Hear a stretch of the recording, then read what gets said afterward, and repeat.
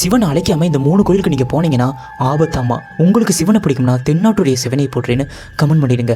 முதல்ல திருவண்ணாமலை உண்மையில சொல்லப்போனா ஒரு மலையே இல்லை, தீயின் வடிவமாக தான் இருக்கு. பலரோட கருத்துப்படி சிவன் அழைக்காம இந்த திருவண்ணாமலைக்கு போனாங்கன்னா அவங்க போயிட்டு வரும்போது அவங்களுக்கு காய்ச்சலோ இல்லை அடுத்த நாளில் உடம்பு சரியான போறதோ இல்லை சில நேரத்தில் விபத்தோ ஏற்படும் பலர் சொல்றாங்க. அங்க இருக்கிற சித்தர்களோட கருத்துப்படி ஏன் இங்க வந்தேன், நான் உன்னை அழைக்கவே இல்லை, அழைச்சாதான் நீ வரணும் அப்படின்னு சிவன் கேட்பாராமா. ரெண்டாவது திருவெண்காடு ஸ்வரணேஸ்வரர் கோவில். இந்த சிவன் கோயில் சனியோட நிழல் இருக்கக்கூடிய இடமா இருக்கு. சிவன் அழைக்காம இந்த கோயிலுக்கு யாராவது போனாங்கன்னா அவங்க வாழ்க்கையில ஏகப்பட்ட தடைகள் வருமாமா. ஒரு நாள் அந்த கோயிலுக்கு போயிட்டாங்களா கோயில் மூடப்பட்டிருக்கும், இல்லை பூஜை நடக்காது, இல்லை பார்க்க முடியாத சூழ்நிலையில போற விபத்துல விபத்து அப்படின்னு ஏகப்பட்ட பிரச்சனைகள் அவங்களுக்கு வந்து சேருமா. இந்த திருவெண்காட்டில் இருக்க சிவன் காலத்தை நிறுத்தக்கூடிய சக்தியுடைய கடவுளா இருக்காரு. மூணாவது காசி விஸ்வநாதர் கோவில். காசிங்கிறது ஒரு சிவனோட முகமாவே இருக்கு. இங்க போறது ஒரு புனித பயணமே கிடையாதாமா, தேர்வு செய்யப்பட்ட ஆண் மக்கள் மட்டும்தான் அங்க போகவே முடியுமா. அதனால சிவன் அழைக்காம அந்த காசி நகரத்துக்கோ இல்லை காசி இருக்கிற விஸ்வநாதர் கோவிலுக்கோ யாராலையுமே போக முடியாதான். நீங்க போகணும்னு ஆசைப்பட்டாலும் உங்களுக்கு அதுக்கு உண்டான சூழ்நிலை வருமே தவிர நீங்களும் அந்த கோயிலுக்கு போக முயற்சி பண்ணவே கூடாதான்.